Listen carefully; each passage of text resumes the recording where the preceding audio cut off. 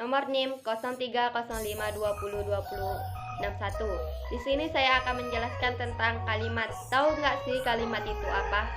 Kalimat adalah satuan bahasa dalam wujud lisan maupun tertulis yang berisikan kata-kata atau kumpulan kata yang memiliki pesan atau tujuan yang utuh. Kalimat merupakan satuan bahasa yang dapat berdiri sendiri dan mempunyai pola intonasi akhir. Karakteristik kalimat dalam wujud tulisan diucapkan dengan suara naik turun dan keras lembut dan disertai jeda dan diakhiri dengan intonasi akhir yang diikuti oleh kesenyapan.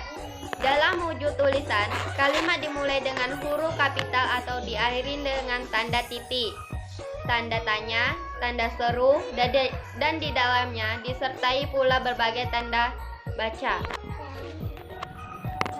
Unsur kalimat. Unsur kalimat terbagi menjadi 5, yaitu subjek, predikat, objek, keterangan, dan pelengkap.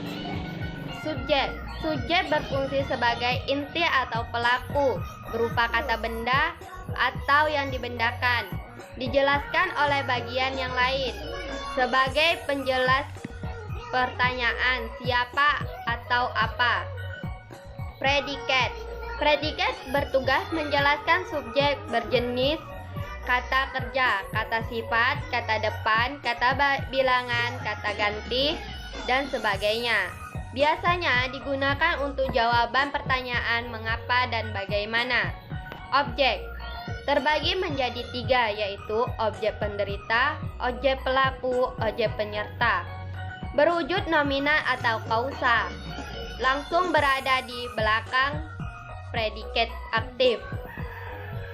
Menjadi subjek bila dipastikan dapat diganti dengan prominanya. Pelengkap biasanya berwujud nomina atau orang itu bertubuh raksasa. Verbal, ia belajar menari. Atau kausa, ia bertanya, kapan saya pulang? Tak dapat menjadi subjek akibat pemasifannya. Pemasif dapat digantikan dengan prominanya. Keterangan. Fungsi keterangan dapat diisi oleh kategori kata atau frasa nominan. Frasa adverbia. Jenis kalimat. Makna terbagi menjadi 5, yaitu berita, perintah, ajakan, tanya, dan pengandaian. Urutan kata terbagi menjadi 4 macam, yaitu normal, inverse, minor, dan mayor. Struktur gramatikal terbagi menjadi 2, yaitu tunggal dan majemuk. Majemuk terbagi lagi menjadi 3 macam, yaitu majemuk setara, majemuk campuran, dan majemuk bertingkat. Diateksis kalimat terbagi menjadi 2, yaitu kalimat aktif dan kalimat pasif. Pengucapan terbagi menjadi 2, yaitu pengucapan secara langsung dan pengucapan secara tidak langsung. Berdasarkan makna dan informasi, kalimat berita merupakan kalimat yang digunakan untuk menginformasikan sesuatu, biasanya diakhiri dengan tanda titik. Contohnya, harimau liar menyerang warga dengan ganasnya. Kalimat tanya merupakan jawaban sebagai respon atau reaksi berita. Informasi yang diharapkan biasanya diakhiri dengan tanda tanya. Kata tanya yang digunakan bagaimana, mengapa, apa, kapan, di mana. Contohnya, bagaimana proses mesin itu dirangkai. Berdasarkan urutan kata, kalimat normal, kalimat yang subjeknya mendahului predikatnya. Kalimat berpola dasar. Kalimat inverse, kalimat ini merupakan kebalikan dari kalimat normal, di mana predikatnya mendahului objek. Kalimat minor, kalimat yang memiliki satu inti fungsi gramatikalnya. Bentuk kalimat minor seperti kalimat tambahan, kalimat jawaban, kalimat salam, kalimat panggilan maupun judul. Kalimat mayor. Kalimat mayor hanya memiliki subjek dan predikat objek, pelengkap dan keterangan. Boleh ditambahkan sesuka hati, sama seperti pola dasar pertama.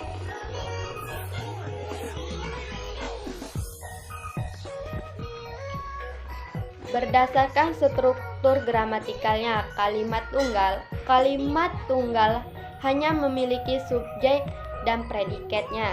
Jika dilihat dari unsur penyusunannya, kalimat yang panjang dalam bahasa Indonesia dapat dikembalikan ke bentuk dasar yang sederhana. Contohnya, bapak-bapak bersalaman. Subjeknya sebagai subjek bapak-bapak, predikatnya bersalaman. Kalimat majemuk.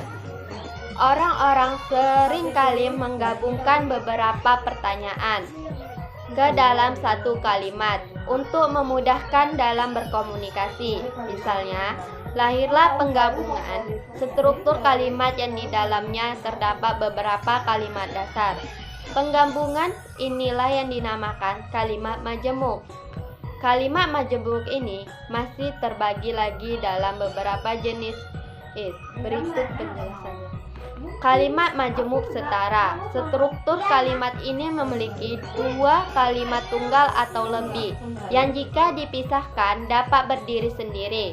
Kata penghubung kalimat majemuk setara biasanya digunakan kata dan serta tanda koma, tetapi, lalu, kemudian, atau contohnya. Indonesia tergolong ragam berkembang, tetapi ragam. Kalimat perintah. Kalimat yang bertujuan untuk menginstruksikan seseorang untuk melakukan sesuatu. Kalimat perintah biasanya diakhiri dengan tanda seru, tapi jika dikatakan langsung atau lisan biasanya ditandai dengan intonasi tinggi. Contohnya, ambilkan kopi di atas meja. Kalimat ajakan. Kalimat ajakan merupakan kalimat yang memancing minat lawan bicara. Kata yang sering digunakan adalah ayo. Contohnya, ayo pakai pembersih pakaian mereka ini. Kalimat pengandaian. Kalimat pengandaian menggambarkan keinginan atau tujuan dari penulisan atau pembicara yang belum tahu tidak disampaikan. Contohnya, andai saja aku jadi dokter bedah.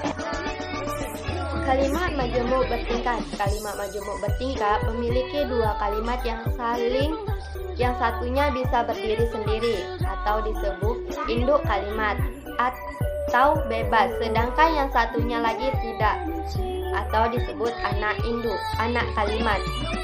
Kata penghubung yang digunakan dalam kalimat majemuk ini adalah ketika, sejak, karena, oleh karena itu, hingga, sehingga, maka, jika, alaskan, apabila, meskipun, walaupun, andai kata, seandainya, agar, supaya, seperti, kecuali, dengan. Contohnya, ilmuwan masih saja mencari asal-usul bulat.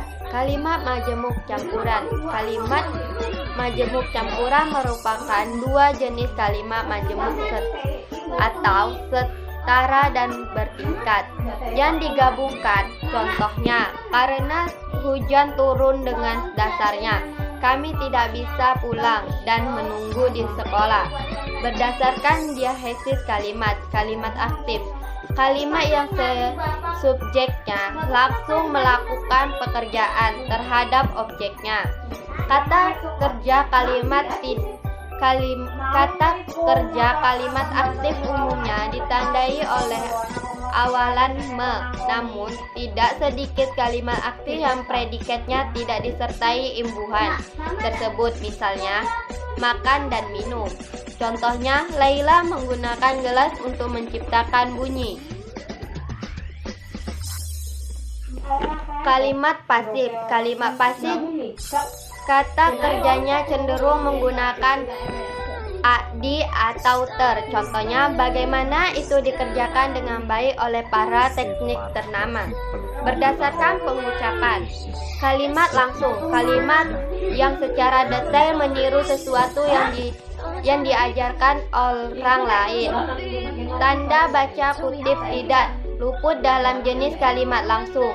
Kutipan dalam kalimat langsung berupa kalimat tanya, kalimat berita, ataupun kalimat perintah. Contohnya, letakkan senjata, bentak Pak Polisi. Kalimat tak langsung, kalimat yang melaporkan kembali kalimat yang diajarkan orang lain. Kutipan dalam kalimatnya semuanya berbentuk berita. Contohnya, Bapak Ahmadi berkata padaku bahwa lebih baik membaca daripada bermain-main.